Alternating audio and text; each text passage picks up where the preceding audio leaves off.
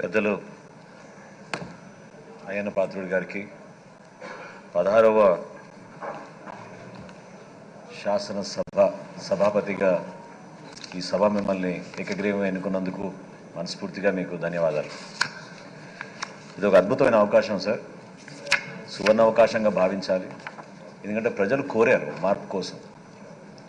శాసనసభలో జరిగే ప్రతి సమావేశంలోనూ రాష్ట్ర ప్రజలు ఎదురు చూసింది మా పక్షాన్ని నిలబడే శాసనసభ్యులు ఏ విధంగా మన సమస్యలపైన పోరాడతారు, ఏ విధంగా ప్రభుత్వం నుంచి మనకి మేలు జరుగుతున్న విషయాలపైన ఎదురు చూశారు తప్ప ఈ 5 సంవత్సరాల్లో జరిగిన శాసనసభ సమావేశాలు ఖచ్చితంగా మన గౌరవాన్ని తగ్గించాయి.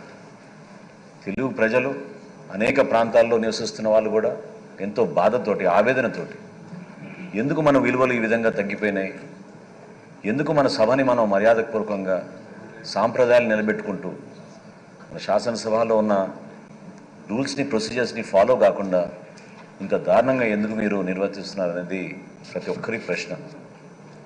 ఈరోజు మనకి ఇంత అద్భుతమైన తీర్పు ప్రజలు ఇచ్చారంటే అది కూడా ఒక కారణం. అది మనం గుర్తుపెట్టుకోవాలి. అందుకే నేను మిమ్మల్ని మనస్ఫూర్తిగా కోరేది ఒక సువర్ణ అవకాశంగా మీరు భావించండి. మీకే కాదు, మీ ద్వారా మా అందరికీ కూడా శాసనసభలో ఖచ్చితంగా ఈ రాష్ట్ర ప్రజలకు అంకిత భావంతో పనిచేస్తూ మీకున్న అనుభవాన్ని తప్పకుండా మీరు ఉపయోగించండి. శాసనసభలో మనం కేవలం సమావేశాలప్పుడే కాకుండా ఒక శాసనసభ్యుడిగా మన నియోజకవర్గ ప్రజలకి అద్భుతంగా మన సేవా కార్యక్రమాలు చేయగలుగుతాం. మన శాసనసభలో ఉన్న కమిటీస్ని మీరు మరొకసారి పటిష్టంగా దాన్ని ముందు తీసుకెళ్ళండి. డిబేట్స్ని మీరు ఎంకరేజ్ చేయండి.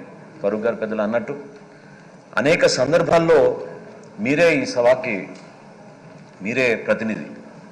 సో బయట జరుగుతున్న కార్యక్రమాల్లో కూడా మీరు దయచేసి ఈ సభ హుందాతనాన్ని, మర్యాదని పెంచే విధంగా ప్రభుత్వ శాఖల్లో ఉన్న ప్రతి అధికారి కూడా ఈ సభకి ఆ విధంగా గౌరవంగా రెస్పాన్సిబిలిటీ తీసుకునే విధంగా చేయాల్సిన బాధ్యత కూడా సభాపతి గారి స్థానానికి కలుగుతుంది. నేను మిమ్మల్ని కోరుకునేది మనస్ఫూర్తిగా, గతంలో జరిగిన అనేక అంశాలపైన మనం చర్చించుకున్నప్పుడు ఇక్కడున్న సెక్రటేరియట్ని కూడా మీరు మరొకసారి ఖచ్చితంగా రీవిజిట్ చేసి చెక్ చేసుకోవాలి. ఎందుకంటే ఒక పర్టికులర్ సమావేశం నేను చూసినప్పుడు నేనే ఆశ్చర్యపోయాను. టీవీలో చట్టాన్ని సవరిస్తున్నప్పుడు కనీసం సభ అనుమతి తీసుకోకుండా చట్టాన్ని సవరించేశారు. అటువంటి ఉదాహరణలు చాలా జరిగినాయి ఈ 5 సంవత్సరాల్లో. దయచేసి మీరు వీటన్నింటి కూడా గమనించి మీరు కొత్త నాయకత్వాన్ని ఎంకరేజ్ చేయండి. కొత్త సభ్యులకు ఎక్కువ అవకాశం ఇవ్వండి.